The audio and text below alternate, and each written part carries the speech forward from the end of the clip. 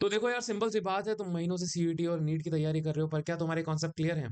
मैं लेके आ गया हूँ टॉप 10 पीवाईक्यूज फॉर यू। अगर आपसे ये 10 पीवाईक्यू हो जाते हैं तो आप ये समझ लीजिए कि बायो के सेक्शन में आपका सिलेक्शन पक्का है। और अगर नहीं हो पाते हैं तो फिर you have to work on your concepts. Okay, तो आज का चैलेंज रहेगा कि can you score 10 out of 10, right? तो अगर आप 10 में से 10 स्कोर कर पाते हैं तो you are very much near to the selection, right? तो चलिए, without any further due, let's get started. Question number 1, regarding the catalytical cycle of an enzyme action, select the correct sequential steps. Substrate enzyme complex formation, free enzyme ready to bind with another substrate, release of products, chemical bond of substrate broken, substrate binding at active site. देखो simple सी बात है, क्या होता है कि सबसे पहले सबस्ट्रेट जो होता है वो किससे बाइंड होता है? एंजाइम से बाइंड होता है, ठीक है? तो पहली बात तो यही होगी कि अपना जो सबस्ट्रेट है वो सबसे पहले किससे बाइंड होगा? एंजाइम से बाइंड होगा। अब जैसे ही सबस्ट्रेट एंजाइम से बाइंड हो जाएगा तो क्या बनेगा? Substrate enzyme complex. क्या बनेगा जी? Substrate enzyme complex. तो ये लिखा सबस्ट्रेट एंजाइम कॉम्प्लेक्स फॉर्मेशन, ये दूसरे नंबर पे आ गया। ठीक है जी, बहुत सिंपल चल रहा है यहाँ तक मामला। तो पहला हो गया, दूसरा ही हो गया। तीसरा, जैसे ही सबस्ट्रेट एंजाइम कॉम्प्लेक्स बनता है वैसे ही जो सबस्ट्रेट होते हैं उसमें मॉडिफिकेशन स्टार्ट हो जाते हैं, बॉन्ड बनते भी हैं, टूटते भी हैं। ठीक है, ठीक है। तो ये chemical bonds of the substrate broken, ये अपना तीसरा हो गया, राइट? चलिए, अगर उसमें बॉन्ड बन भी रहे हैं, टूट भी रहे हैं नया, तो उससे क्या बन जाएगा? प्रोडक्ट बन जाएगा, प्रोडक्ट बन जाएगा। और प्रोडक्ट बन जाएगा तो फिर ये रिलीज ऑफ प्रोडक्ट, ये अपना तीसरे का चौथा स्टेप हो गया। और फिर लास्ट में क्या बचा? फिर वापस एंजाइम आपका तैयार है नए सबस्ट्रेट को कन्वर्ट करने के लिए, ये पांचवा स्टेप हो गया, राइट? चलिए देखिए क्या है। First, E A D, E A D C और बी, आंसर नंबर फर्स्ट। ठीक है, ये इसका आंसर है फर्स्ट। और मैं एक डायग्राम भी लेके आया हूं, इसके हिसाब से आपको समझाता हूं। देखो यहाँ पे क्या है? एंजाइम और ये सबस्ट्रेट है, ये सबस्ट्रेट रहा, ये एंजाइम रहा। ठीक है, ये दोनों जोड़ेंगे, क्या बनेगा? सबस्ट्रेट एंजाइम कॉम्प्लेक्स या एंजाइम सबस्ट्रेट कॉम्प्लेक्स। ठीक है, कैटालिसिस होगी, मतलब एंजाइम अपनी एक्टिविटी करेगा और किसको? जो सबस्ट्रेट है उसको प्रोडक्ट में कन्वर्ट कर देगा। तो फिर क्या बनेगा? Enzyme product complex. और फिर ये प्रोडक्ट अलग रिलीज हो जाएगा और फिर एंजाइम वापस रेडी है किसके लिए? नए सबस्ट्रेट के लिए। तो ये वापस ये साइकिल रिपीट हो जाएगी यहाँ तक, राइट? चलिए next question. Question number 2, which one of the following plants show a very close relationship with a species of moth where the none of can complete the life cycle without the other? बच्चों, life cycle complete ही नहीं होगी, मतलब तेरे बिना मैं नहीं जीऊंगा, मेरे बिना तू नहीं जिएगी, दोनों एक दूसरे के ऊपर डिपेंडेंट है। ऐसे रिलेशनशिप को बोलते हैं अपन, क्या बोलते हैं जी? म्यूचुअलिज्म। और कौन सा म्यूचुअलिज्म? Obligate mutualism. इसमें दोनों को फायदा हो रहा है और दोनों एक दूसरे के बिना जी नहीं सकते। ठीक है, तो एकदम फैक्ट बेस्ड क्वेश्चन है। इसका आंसर क्या है? हाइड्रिला, यक्का, बनाना, वियोला।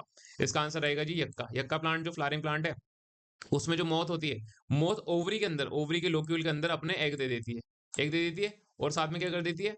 प्लांट को पोलिनेट कर देती है, मतलब फ्लावर को पोलिनेट कर देती है। और बाद में जब इसके एग में से लार्वा निकलते हैं तो वो, ये यक्का प्लांट है, इसके कुछ सीड्स खा लेते हैं, सारे तो नहीं खाएंगे, है ना, क्योंकि म्यूचुअलिज्म है। तो थोड़े बहुत सीड खा लेते हैं तो इसके बच्चे भी बड़े हो जाते हैं, न्यूट्रिशन मिल जाता है और फिर ये ग्रो के बाहर निकल जाते हैं, दोनों को फायदा है। ठीक है, इसका आंसर है yucca. The relationship between the yucca plant and the pronuba moth is a classical example of obligate mutualism. ठीक है, ऑब्लिगेट म्यूचुअलिज्म का एग्जांपल है। The moth deposit its egg in the locule of the ovary while pollinating the flower. The larva feeds on some seeds, but many seeds survive. ठीक है, सारे नहीं खा जाते, बहुत सारे सीड सर्वाइव कर जाते हैं। Neither species can complete its life cycle without that, right? चलिए next question. Question number 3, match the items given in the column 1 with those in column 2। ठीक है, यहाँ पे कॉलम 1 में फंक्शंस दे रखे हैं आपको, इधर दे रखे हैं आपके part of excretory system. Excretory system से है आंसर। ठीक है, चलिए बताइए। अल्ट्रा फिल्ट्रेशन का होता है जी, अल्ट्रा फिल्ट्रेशन होता है क्या? है लूप ऑफ इनले में होता है क्या? यूरेटर में होता है, यूरिनरी ब्लैडर में होता है, या मालफिजन कॉर्पसल में होता है, या प्रॉक्सिमल? बच्चों अब क्या होता है बताओ। अगर आपका कॉन्सेप्ट क्लियर है तो आप सीधा धड़ल्ले से इसको कर दोगे। मैं बताऊं? चलिए मैं बताता हूँ। अल्ट्रा फिल्ट्रेशन होता है अपना मालफिजन कॉर्पसल में। मालफिजन कॉर्पसल में क्या क्या होता है बताओ? एक तो बोमस कैप्सूल होता है, बोमस कैप्सूल, ठीक है। और प्लस क्या होता है? बोमस कैप्सूल और ग्लोमेरुलस, ग्लोमेरुलस। ठीक है, तो वो क्या हो गया? मालपीजियन कॉर्पसल, जहां पे क्या होता है? Ultra filtration. तो ये ए का तो क्या हो गया? फोर्थ हो गया।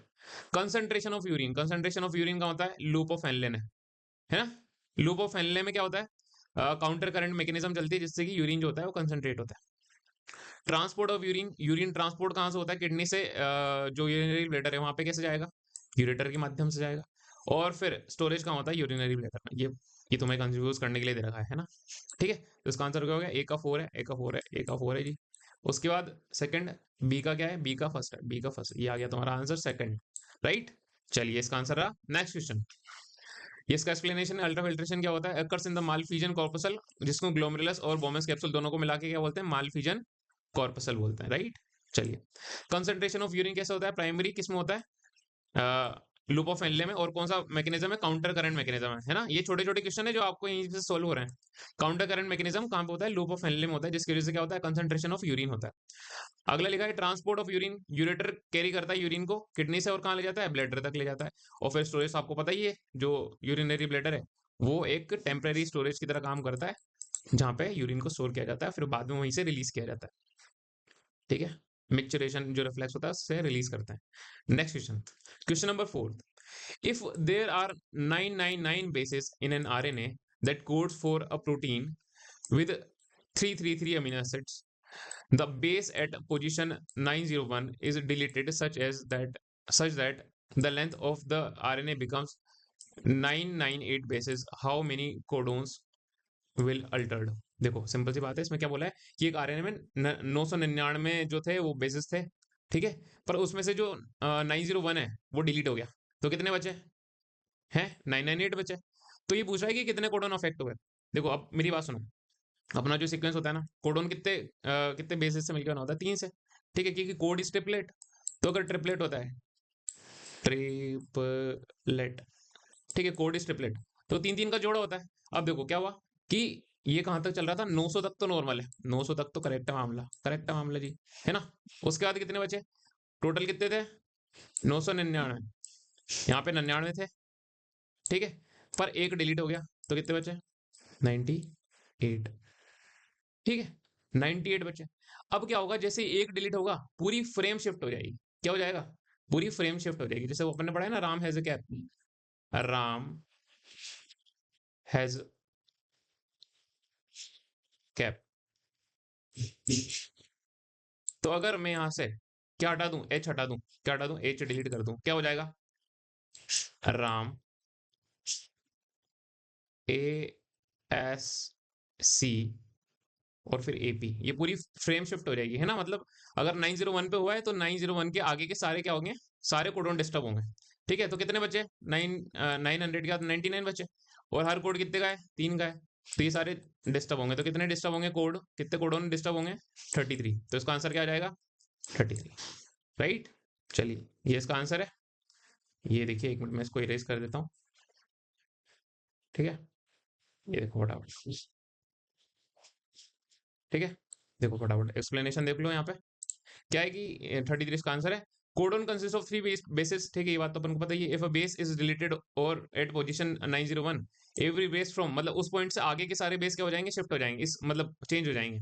इसे क्या बोलते हैं, फ्रेम शिफ्ट म्यूटेशन कहते हैं। ठीक है, तो 900 तो सही थे, 900 के बाद कितने बचे, 99 डिस्टर्ब होंगे, और हर कोड 3 3 का है, तो कितने बचे, 33। राइट, नेक्स्ट क्वेश्चन,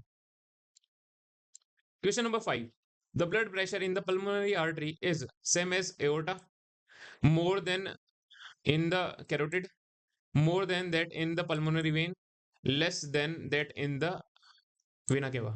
ठीक है, देखो सिंपल सी बात है, यहाँ पे लिखा हुआ आर्टरी, आर्टरी तो ये कहाँ से निकल रही है, ये आपका दिल है जी। तो हार्ट से निकलने वाली क्या कहलाती है, आर्टरी, आर्टरी। ठीक है, और हार्ट को आने वाली क्या कहलाती है, हार्ट को आने वाली वेन, वेन, वेन। ठीक है, तो हार्ट से जाने वाली आर्टरी है। अब मुझे एक बात बताओ कि हार्ट से जो आर्टरी निकलेगी, जस्ट निकलेगी, पल्मोनरी मतलब कहाँ जा रही है, लंग्स की तरफ जा रही है। ठीक है, इसके अंदर डीऑक्सीजनेटेड ब्लड होता है, पल्मोनरी आर्टरी में डीऑक्सीजनेटेड ब्लड होता है जो हार्ट से लेके जाती है।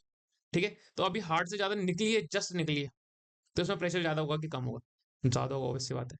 पर क्या एओर्टा के जितना होगा, क्या एओर्टा अपनी जो है ना सुपीरियर आर्टरी है, वो तो इतना ज्यादा होगा क्या, इतना ज्यादा होगा क्या, तो नहीं होगा, उतना तो नहीं होगा। तो एओर्टा जितना तो नहीं होगा। क्या कैरोटिड से ज्यादा होगा क्या, ये भी बात नहीं जम रही थोड़ी बहुत भी। More than that of pulmonary vein. अब देखो पल्मोनरी वेन कहां से आ रही है, पल्मोनरी वेन कहां से आ रही है, पल्मोनरी वेन आ रही है लंग्स से। ठीक है, लंग्स से आ रही है और फिर हार्ट में आ रही है। ठीक है, वेन कहां से आ रही है, हार्ट की तरफ आ रही है, पर कहाँ से आ रही है, लंग से आ रही है, तो इसमें प्रेशर कम रहेगा। तो ये पल्मोनरी वेन से ज्यादा रहेगा प्रेशर, किसमें, पल्मोनरी आर्टरी में। तो इसका आंसर क्या हो जाएगा, थर्ड, राइट। ये इसका एक्सप्लेनेशन है। More than that in the pulmonary vein, arteries always have higher blood pressure than the veins. The pulmonary artery carries deoxygenated blood from right ventricle to the lungs under the significant pressure, है ना, heart से निकली तो pressure ज्यादा हो गई थी।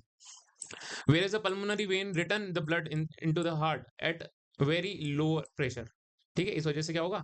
और एटा जो सिस्टमिक है उसमें तो बहुत ज्यादा प्रेशर होता ही है, ठीक है। चलिए नेक्स्ट क्वेश्चन। हाँ, the perforation between the left and right atria at the foetal heart is known as. देखो बच्चा जो होता है ना, छोटा बच्चा जो फीटल हार्ट होता है, फीटस जो फीटस होता है उसके हार्ट जो होता है, हार्ट में दोनों जो एट्रिया होते हैं उनके बीच में गैप होता है, मतलब गैप नहीं होता, उनके बीच में होल होता है, मतलब ब्लड इधर से उधर जा सकता है। तो वो पूछ रहे हैं कि उस होल को जो दोनों एट्रिया के बीच में जो होल होता है उसको क्या बोलते हैं। देखो अपन ऐसे बोलते हैं ना यार कि उसके बच्चे के तो दिल में छेद है। वो छेद कौन सा, ये वाला छेद है, ठीक है, सबके अंदर होता है। पर क्या होता है, जैसे जैसे अपन एम्ब्रियोनिक डेवलपमेंट होता है, अपन बेबी मैच्योर होता है धीरे धीरे, मतलब पाल्चुरेशन से पहले, तो क्या होता है, ये जो गड्ढा होता है ये भर जाता है, ठीक है। बताओ इसका नाम। फैक्चुअल है। क्या फोरामेन ओवल होता है, या फिर डिस डिक्टस आर्टरियोसस होता है, फोसा ओवेलिस, या लिगामेंटम आर्टरियोसम। बताओ। देखो एकदम फैक्ट बेस्ड क्वेश्चन है। इसका आंसर क्या है, फोरामेन ओवल। अब देखो दो बच्चे किसमें कंफ्यूज होते हैं, फोरामेन ओवल में और फोसा ओवेलिस में। देखो फोरामेन ओवल तो वो छेद है, क्या होता है, ये जो हार्ट हार्ट में है, ये आपका हार्ट हो गया जी, है ना, ये मैं लाइन डायग्राम बना रहा हूँ, ठीक है, ये आपका हार्ट है, ठीक है। ये क्या बन गया, ये आपका हार्ट है, ठीक है। आपको एट्रिया के बीच में होल दिख रहा है, ये होल दिख रहा है, तो ये तो क्या हो गया, फोरामेन ओवल, ठीक है। अब क्या होता है, जैसे जैसे डेवलपमेंट होगा ये भर जाएगा, ये भर जाता है, सब में भर जाता है लगभग, रेयर कंडीशन में नहीं भरता। तो एक डिप्रेशन रह जाता है, मतलब गड्ढा भरते हैं तो ऐसा लग जाता है ना जैसे कि अपन ने गड्ढा खोदा, प्ले प्लेन जमी थी, गड्ढा खोद दिया, फिर वापस मिट्टी भरते हैं तो पूरी भराई में नहीं आती। तो क्या होता है, थोड़ा सा डिप्रेशन रह जाता है, मतलब या तो दबी रह जाएगी ऊपर आ जाएगी, तो इसमें क्या होता है, थोड़ा सा डिप्रेशन रहता है। उस डिप्रेशन को भरने के बाद बोलते हैं फोसा ओवलिस। ये बात ध्यान रखना, गड्ढे को क्या बोलते हैं, फोरामेन ओवल, पर गड्ढा भरने का जो डिप्रेशन रह जाता है उसको क्या बोलते हैं, फोसा ओवलिस, राइट। इसका आंसर क्या रहा, foramen Oval. The foramen oval is an opening in the septum between the two atria of fetal heart, allowing the blood to bypass the non-functional fetal lungs, ठीक है। तो पहले functional नहीं होते foetus में, लंग्स फंक्शनल नहीं होते, तो वहां पे ब्लड की सप्लाई कराता है। After birth it closes and becomes a depression known as fossa ovalis. तो इन दोनों में कंफ्यूज नहीं होना है, फोरामेन ओवल तो वो होल है, ठीक है, और जब वो भर जाएगा और फिर जो डिप्रेशन रह जाएगा उसको क्या कहते हैं, fossa ovalis, right. Next question, Question number 7. A cell in G1 phase has 2C DNA content and 10 chromosomes. How many DNA molecule and chromosomes will it have in G2 phase and after meiosis first respectively? देखो अपन को सबको पता है cell cycle क्या होती है, cycle cycle कैसे start होती है, G1 S G2, ठीक है, फिर क्या आता है, एम फेज आता है, ठीक है। ये G1 S G2 किस में आता है, इंटरफेज में आते हैं, ये तीनों किस में आता है, इंटरफेज में आता है, ठीक है, और ये एम फेज में आता है। अब जीवन में क्या होता है, जीवन में डीएनए क्या रखा है, 2C। अपन को पता है S four synthesis phase, S phase में क्या होता है, डीएनए का अमाउंट डबल हो जाता है, पर क्रोमोसोम नंबर सेम रहता है, ठीक है। डीएनए तो क्या हो गया, डबल हो गया, किसमें, सिंथेसिस फेज में, एस फेज में, पर क्या होगा, क्रोमोसोम का नंबर सेम। तो जीवन में अगर 2C है, जीवन में अगर 2C डीएनए, तो फिर G2 में कितना होगा, देखो एस में अगर डबल होएगा तो फिर G2 में भी डबल दिखेगा, ठीक है। तो एस में डबल हो जाएगा, तो 2C का क्या हो जाएगा, 4C, ये 4C आ गया, 4C आ गया, 4C आ गया, ठीक है। ये थर्ड तो गलत हो गया, ये गलत हो गया है, आगे चेक करने की जरूरत नहीं है सर, ठीक है। क्रोमोसोम नंबर सेम रहते हैं, यहाँ पे कितने क्रोमोसोम है, यहाँ पे 10 क्रोमोसोम है, क्रोमोसोम नंबर सेम रहेंगे G2 में। तो यहाँ पे कितना हो गया, 20 क्रोमोसोम हो गया, यहाँ पे 20 हो गया, तो ये 20 गलत हो गया क्रोमोसोम। अब इधर देखो, इधर भी 10 क्रोमोसोम है, इधर भी 10 क्रोमोसोम है, बिल्कुल सही जा रही गाड़ी अपनी। चलिए अगला, फिर पूछा है मियोसिस फर्स्ट में क्या होगा, मियोसिस फर्स्ट में क्या होगा। अब मियोसिस फर्स्ट में अपन को ये पता है कि जो क्रोमोसोम होते हैं वो स्प्लिट हो जाते हैं, मतलब क्या हो जाते हैं, क्रोमोसोम आधे हो जाते हैं, आधे रह जाते हैं, ठीक है, ठीक है ना। अरे एक साइड तो आधे हो जाएंगे ना, तो 10 के आधे कितने होते हैं, 10 के आगे कितने होते हैं बताओ। देखो यहाँ पे तो 2C डीएनए, यहाँ पे दोनों में सेम है, पर आधे हो जाएंगे तो 5 क्रोमोसोम, तो इसका आंसर क्या हो जाएगा, सेकंड हो जाएगा, राइट। चलिए ये इसका आंसर है। G2, तो G4 मतलब 4C तो डीएनए रहेगा, 10 क्रोमोसोम रहेंगे, 2C डीएनए क्योंकि स्प्लिट हो जाता है तो आधा हो जाएगा, तो स्प्लिट होने का 4 सी का 2 सी रह जाएगा और क्रोमोसोम 10 से 5 रह जाएंगे। ये इसका एक्सप्लेनेशन है जो भी मैंने समझाया सेम, तो आप इसको एक बार गो थ्रू कर लीजिएगा। Next question, question number 8। Question number 8, what occurs during the repolarisation phase of an exchange potential. ठीक है बच्चों, यहाँ पे पूछा है कि जो नर्व सेल होती है वहां पे जो रीपोलराइजेशन होता है ना, तो उसमें एक्सचेंज पोटेंशियल के लिए क्या क्या सही है। ठीक है, ये 4 ऑप्शन दे रखे हैं। Na चैनल खुल जाते हैं, ओपन हो जाते हैं और Na अंदर आ जाता है। दूसरा ऑप्शन है K प्लस चैनल खुल जाते हैं, K बाहर चला जाता है, K प्लस। ठीक है, फिर दे रखा है Na plus and K plus channel close, दोनों क्लोज रहते हैं। या फिर Na और K प्लस पंप काम करने बंद कर देता है ना, काम करना तो K बंद करेगा, है ना, तो ये तो गलती हो गया। ये 3 बचे। 3 में से भी क्या है कि ये क्लोज क्यों होएगा भैया, तो चैनल क्यों क्लोज हो रहा है, ये भी गलत बात है। अब देखो, सबसे पहले पोलराइज रहती है मेम्ब्रेन, Na का कंसंट्रेशन बाहर ज्यादा होता है, अंदर K प्लस का ज्यादा होता है। ठीक है, जैसे डीपोलराइजेशन होता है, डीई पोलराइजेशन, है ना, तो क्या होता है, बाहर से जो Na प्लस होते हैं वो अंदर आ जाते हैं, है ना, बाहर से Na प्लस अंदर आ जाता है। तो ये फर्स्ट वाला जो ऑप्शन दे रखा है, ये तो डीपोलराइजेशन दे रखा है, depolarisation, depolarisation.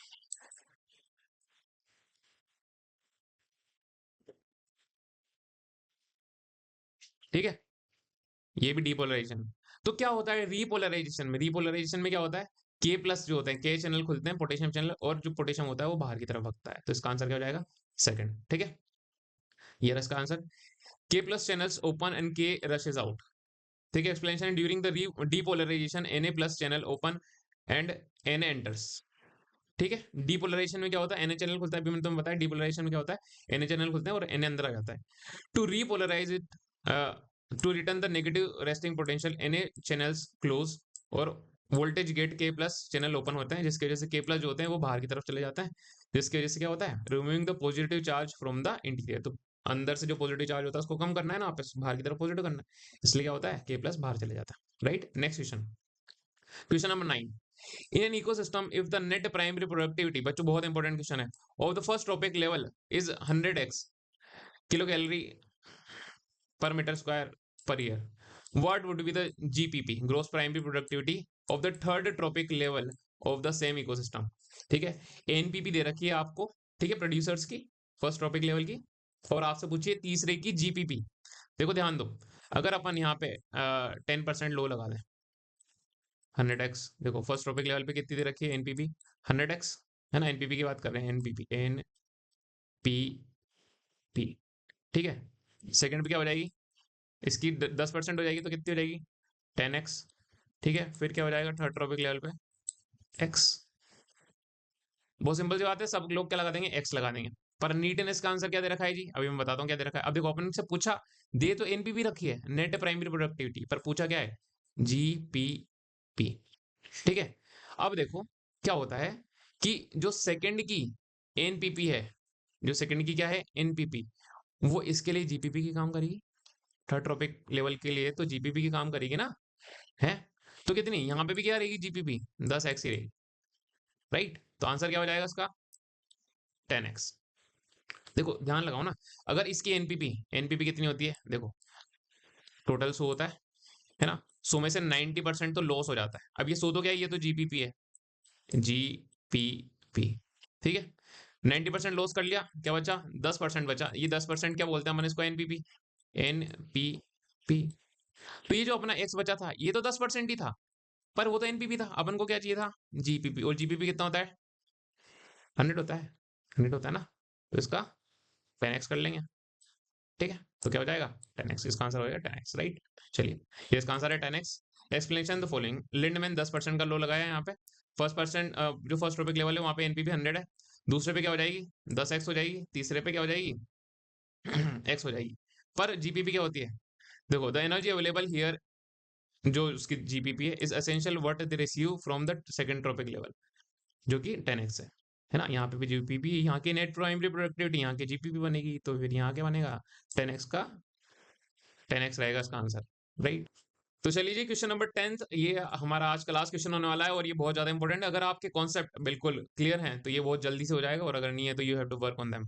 Right, which of the following statements are correct, in complete dominance one allele heterozygous phenotype is same as that of homozygous dominant. देखो इसमें क्या बोला है, पहली बात तो यहाँ पे कंफ्यूज नहीं होना है, यहाँ पे इनकम्प्लीट नहीं है, इन स्पेस कंप्लीट है। ठीक है, तो डोमिनेंस की बात ही कर रहा है, किसकी बात कर रहा है, डोमिनेंस की। लॉ ऑफ डोमिनेंस क्या कहता है कि जो डोमिनेंट फिनोटाइप होता है, जो डोमिनेंट अलील होता है, वो खुद को होमोजाइगस और हेटेरोजाइगस दोनों कंडीशन में एक्सप्रेस करता है। तो ये वाला स्टेटमेंट तो क्या हो गया, सही हो गया। दूसरा देखो, in codominance both phenotype are express in homozygous condition. बच्चों कोडोमिनेंस में दोनों जो है वो एक्सप्रेस होंगे, चलो होते हैं ना, एबीओ ब्लड ग्रुप में ए भी एक्सप्रेस हो जाता है, बी भी एक्सप्रेस हो जाता है, पर क्या वो होमोजाइगस कंडीशन में होता है क्या, कि हेट्रोजाइगस में होता है। ए और बी दो टाइप के एलील आ गए तो कैसी कंडीशन होगी, हेट्रोजाइगस, तो ये भी कैसा हो गया, ये स्टेटमेंट गलत है, राइट। यहाँ पे क्या आना चाहता है, हेट्रोजाइगस कंडीशन। अगला देखो, इन multiple allele cases gene have more than to alleles in the population. देखो यहाँ पे क्या लिखा है, मल्टीपल अलील, और यहाँ पे बोला है दो से ज्यादा होने चाहिए, है ना। अगर इंडिविजुअल की बात करें तो हर इंडिविजुअल में दो ही अलील होते हैं, पर अगर पॉपुलेशन की बात कर लें तो मोर देन टू हो सकता है, तो ये स्टेटमेंट भी कैसा है, सही है। अगला लास्ट स्टेटमेंट दे रखा है, in pleiotropy multiple gene affect single phenotypic character. देखो यहाँ पे जो प्लियोट्रोपी है, अगर प्लियोट्रोपी दे रखी है तो यहाँ पे क्या होता है, एक ही जीन होता है, सिंगल जीन होता है, सिंगल जीन होता है, सिंगल जीन होता है, और वो मोर देन वन, यहाँ पे आएगा more than one, more than one phenotypic character को कंट्रोल करता है, ठीक है, अफेक्ट करता है। तो ये डी भी कैसा हो गया, गलत हो गया, ठीक है। यहाँ पे प्लियोट्रोपी ले रखी है, पर ये मल्टीपल जो पॉलीजेनिक इनहेरिटेंस है उसका एग्जांपल दे रहा है, ठीक है, ये गलत हो गया। तो कौन सा सही है अपना, ए सही है, सी सही है, तो इसका आंसर क्या होगा, थर्ड, ए और सी, राइट। ये एक्सप्लेनेशन दे रखा है, करेक्ट क्या है, इनकम्प्लीट डोमिनेंस, ठीक है, टी और टी दोनों कंडीशन में, ये देखो ये होमोजाइगस कंडीशन होगी और ये हेटेरोजाइगस, दोनों में क्या होता है, डोमिनेंट रहता है, दोनों सेम शो करते हैं। ये इनकरेक्ट है क्योंकि देखो इनकम्प्लीट डोमिनेंस से मतलब कोडोमिनेंस जो है, कोडोमिनेंस में क्या होता है, ये खुद को हेटेरोजाइगस कंडीशन में एक्सप्रेस करता है, ना कि होमोजाइगस कंडीशन में। सी वाला स्टेटमेंट अपना करेक्ट था, मल्टीपल जो अलील होते हैं एबीओ ब्लड ग्रुप, ये अपनी पॉपुलेशन में दो से ज्यादा अलील को कैरी करते हैं, राइट। ये जो प्लियोट्रोपी वेन सिंगल जीन, मैंने तुम्हें यहाँ पे देखो, इधर देखो, यहाँ पे क्या लिखा मल्टीपल जीन, पर प्लियोट्रोपी तो सिंगल जीन बहुत ज्यादा फिनोटाइप को, मल्टीपल फिनोटाइप को अफेक्ट करता है, ठीक है, ठीक है। तो डिस्क्रिप्शन जो दे रखा है वो किसका दे रखा है, पॉलीजेनिक इनहेरिटेंस का, right. So what your genuine score, please comment section में अपना स्कोर फटाफट से बताएं, और कमेंट में ये भी बताएं कि क्या आपको इन क्वेश्चन से वैल्यू मिली है, कुछ नया सीखा है आपने। अगर सीखा है तो प्लीज बिल्कुल कमेंट में बताएं, ताकि मुझे मोटिवेशन मिल सके, मैं ऐसे बहुत सारे आपके लिए अच्छे अच्छे क्वेश्चन ला सकूं। So thank you so much joining the session, और सब्सक्राइब करें लेजिट लर्निंग को। मेरा नाम है Lakshya Gautam, and will meet you really soon. जल्दी से इस वीडियो को सब्सक्राइब, वीडियो को क्या सब्सक्राइब करेंगे, चैनल को सब्सक्राइब करें, और वीडियो को लाइक करें, और कमेंट करना जरूर ना भूलें प्लीज, है ना। सी यू सून।